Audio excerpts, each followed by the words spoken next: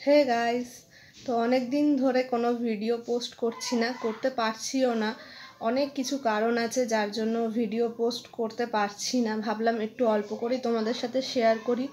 আমার কাছে ফোনও ছিল না, যাই হোক তার কারণ আমি এখনও হয়তো ক্যামেরা কোয়ালিটিটা হয়তো ভালো ঠিকঠাক না, বোঝা যাচ্ছে না, একটা নর্মাল যাই হোক ফোন ইউজ করতে হয়, করছি।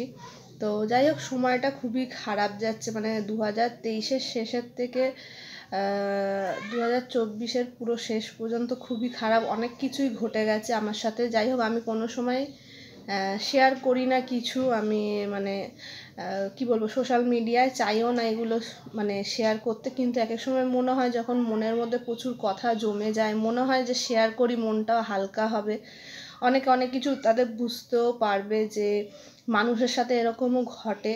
তাই জন্য মানুষও সাবধান হয়ে যাবে নিজের ফ্যামিলি ফ্রেন্ডস সবাই থেকে। তো যাই হোক আমার ফ্রেন্ডস তেমন কেউ নেই, তো ও ফ্রেন্ডসদের সাথে কিছু হওয়ার মতন নেই। আর ফ্যামিলি বলতে আমি ছোটোবেলার থেকে খুব কষ্টে মানুষ হয়েছি। তো যাই হোক সেসব অনেক বড় স্টোরি, বলতে গেলে অনেক বড় ভিডিও হয়ে যাবে, সেগুলো আস্তে আস্তে বলতে হবে। রিসেন্ট অনেক কিছুই হয়েছে, তো মানে কি বলবো, এতই সময় খারাপ যাচ্ছে বলার মতন না। তো যাই হোক এটাই বলবো যে নিজের ফ্যামিলির থেকে দূরে থাকবে। এমনিও নর্মালি আমার আমার কোনো মায়ের বাড়ির ফ্যামিলি হোক, বাবার বাড়ির ফ্যামিলি হোক, কারোর সাথেই কোনো রিলেশন ছিল না। যাই হোক মা মারা যাওয়ার পর কিছু মানুষের সাথে আবার রিলেশন হয়েছিল, তো সেই দিক থেকেই অনেক কিছু আমি মানে খারাপ জিনিস পেয়েছি, যেটা আমার মানে ঘর সংসারও এমনকি ভেঙে যাচ্ছিল। মানুষকে কখনো মানে নিজের লোককে এটাই শিখলাম এত কিছুর মধ্যে দিয়ে, যে নিজের লোককে কোনোদিন না হেল্প করতে নেই, তাতে মানে নিজেকেই বাস খেতে হয়। আজকে তুমি কারোর শরীর খারাপ শুনে বা কিছু শুনে তাকে হেল্প করলে, তাকে বাড়িতে নিয়ে এসে রাখলে, তাতে আলটিমেট তোমার কি হলো, তাতে তোমার ফ্যামিলিতে তোমার মানে হাজব্যান্ডের সাথে হোক, ফ্যামিলির সাথে হোক, এর কারণে ঝগড়া বেঁধে যাচ্ছে, তারপরেও তুমি তার সাপোর্ট করে তাকে বাড়িতে রাখছো, দিনের পর দিন সেই ঘরে অশান্তি বাঁধাচ্ছে। তারপরে যখন তোমার ভালো সময়, সে তোমার কাছে থেকে যাবে, যখন দেখলো আস্তে আস্তে তোমার খারাপ সময় চলে আসছে, তোমার পাঁচিলে পিঠ ঠেকে গেছে, তখন সে কি করলো, তাকে তুমি যদি দুটো কথা বলো তার খারাপ লেগে সে চলে গেল। তার মানে আলটিমেট যখন সে দেখলো আমার পিঠটা ঠেকে গেছে পাঁচিলে, সে যখন চলে গেল, তার মানে তার আগের থেকেই পরিস্থিতি ছিল, যাওয়ার থাকার জায়গা ছিল, ওয়েট করছিল যে আমার কখন পাঁচিলে পিঠটা ঠেকবে, আর তখন সে ঘর থেকে বেরিয়ে যাবে, আমার মানে আমার শেষটা দেখে তারপরেও যেতে চাইছিল সে।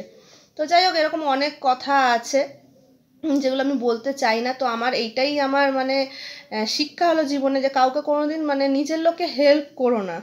সে যদি মরেও যায় শোনো, তার বাড়িতে যেও না।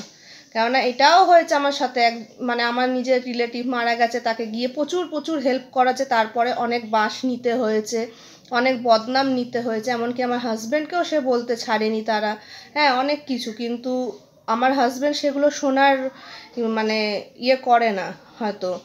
ও মানে এমনই মানুষ, ও প্রচুর মানুষকে হেল্প করে, তার বদলে বলে না হেল্প করলে বাঁশ পাওয়া যায়, সেটাই আমাদের সাথে হয়। ও সবাইকে আমার থেকে গিয়ে বেশি হেল্প করে। আমি বলি বারবার আমার ফ্যামিলি তুমি এটা করো না, এটা করো না, ও সব সময় আগলে নেয়, তারপরে ওকেই শুনতে হয়।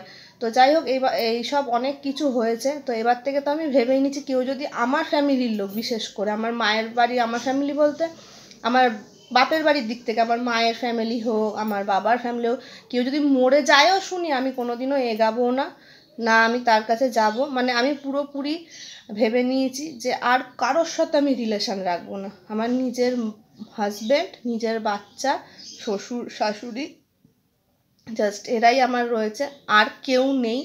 হ্যাঁ, না আমি কোনোদিন কারোর পাশে গিয়ে দাঁড়াবো।